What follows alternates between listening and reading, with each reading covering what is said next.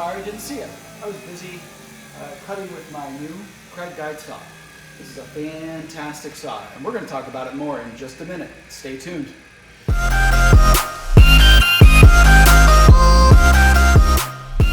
So let's talk about this Kreg guide saw.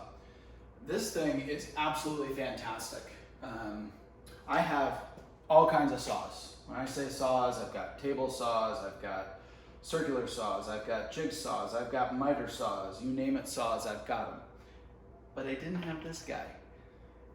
And you can never have too many tools, am I right? So I was working on a new project, building a mudroom bench and cabinet, and needed to break down a whole bunch of 3/4 inch plywood. And found this guy and bought it, and it was one of the best decisions I made on that entire project. So this is a plunge saw. What that means is you push it down when you're ready to go. You would turn the power on and then push down on it, and you measure how deep you want it to cut over using this guide right here. And that will help you figure out, okay, if you have 3/4 inch plywood, move the knob to 3/4 inch, and then it's going to cut through the 3/4 inch plywood. What you'll see here is I've actually stacked up 2 different pieces of plywood because obviously you're going to go all the way through the one you're cutting and you're going to go into the next one. So if you're cutting this on a tabletop bench like I am, this is my mobile workbench, you always want to make sure that you have something protecting your actual workbench so that you don't cut through that. But that's an easy solution. Just get a scrap piece of wood and put it under there. Now, the saw itself doesn't come with every accessory that you need. You can certainly use this just as a plunge saw, just kind of like a regular circular saw. I've got a Black & Decker one here that my dad gave me when I was probably 16 years old. I think I probably still have the original blade on it. So it works very similar to a circular saw with the additional plunge feature on it. But the difference is it's also a guide saw. So I think of this kind of like using my table saw in reverse, more like the circular saw, but a lot safer. So instead of having to take your plywood and push it through and hope that you get it right and you don't get your fingers in the way, you just set the guide right on your line and you take the saw and go across. Now, they sell these separately, as I was getting ready to say, that these tracks come in length, I believe, 62 inches. So if you're trying to break down an 8-foot piece of plywood, you gotta buy 2. That's how they get you.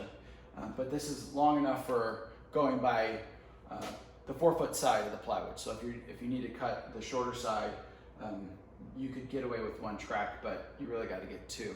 And they get you again because you have to buy these connectors that are specifically designed for this guide. But once you put it all together, you'll see it works perfectly. It's absolutely great. And here's where I have the seam joined together, and it's seamless.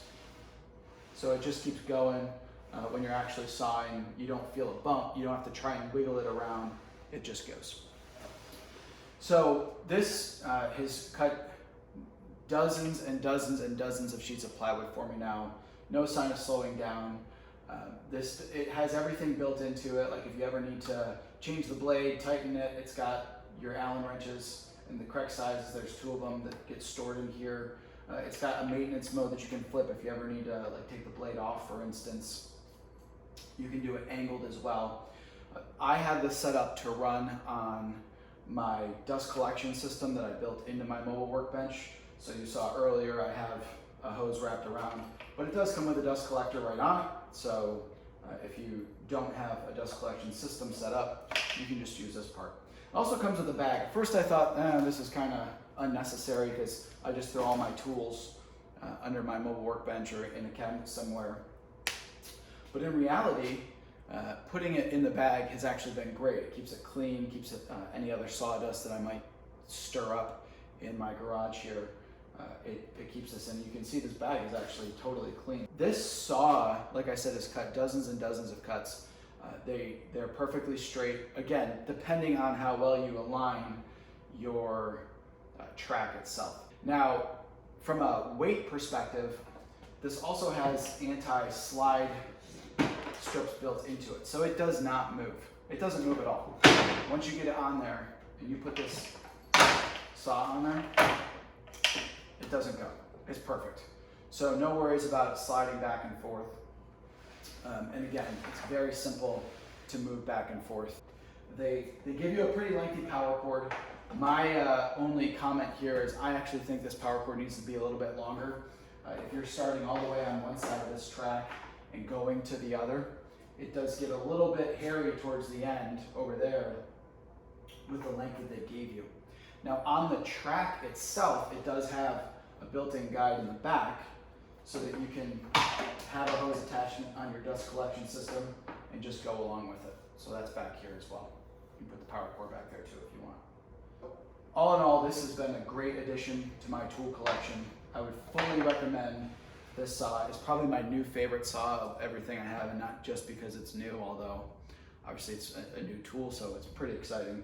But I would absolutely recommend, if you don't have this in your collection today, add it, because you can probably get away with not using your table saw or your circular saw for the most part anymore. Beyond that, like I said, you have to get the guide as well. I would go ahead and just get two, because at some point, if you get in the saw, you're going to need to cut a longer piece of plywood, and then you need to get the connectors that go with it. And that's really it. It'll do everything that you need it to do. And I will show you at the end here what I built using this saw as the primary cutting saw.